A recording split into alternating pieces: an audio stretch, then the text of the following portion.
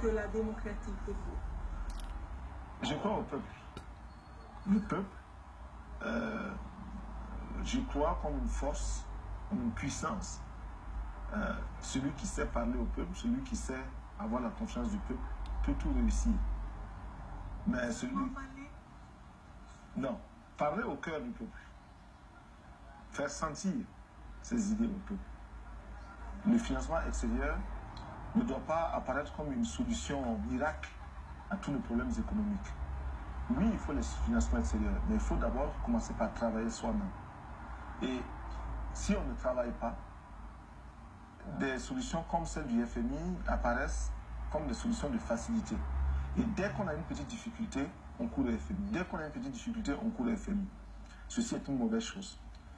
Deuxième élément très important aussi, c'est que nous avons l'impression que chaque fois qu'on nous pose des conditions, au niveau du FMI par exemple, c'est pour créer d'autres conditions. On nous dit, nous sommes prêts à vous accorder tel financement à condition que vous fassiez telle chose. Nous acceptons ces conditions, nous remplissons ces conditions. On nous amène encore d'autres conditions. On nous amène encore d'autres conditions. Cela devient troublant. Alors, quels sont les pays où le FMI a réussi? Quels sont les exemples où le FMI est parti et cela marche très bien? Nous n'en voyons pas. Vous avez dit non à l'aide alimentaire. Pourquoi? L'aide alimentaire que nous avons reçue, malheureusement, au lieu de nous aider à nous développer, nous a maintenus dans une mentalité d'assister. Chaque jour, on tend la main pour demander à manger. Ça, c'est mauvais.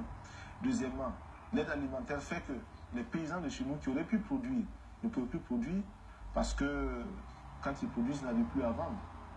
C'est les surplus des paysans des autres pays qu'on nous amène ici. Nous, nous demandons autre chose. Celui qui veut nous aider vraiment peut nous donner des charrues ou des tracteurs, des engrais, des insecticides, des tuyaux, des arrosoirs, des barrages, des forages.